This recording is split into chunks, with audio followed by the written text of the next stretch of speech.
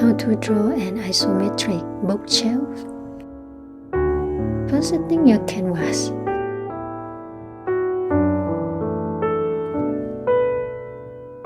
Next, start to draw a bookshelf. Start with the big part first, the structure.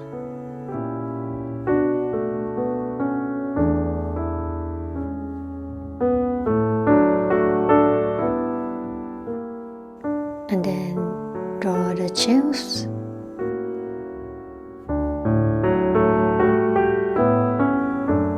Next, putting dimensions.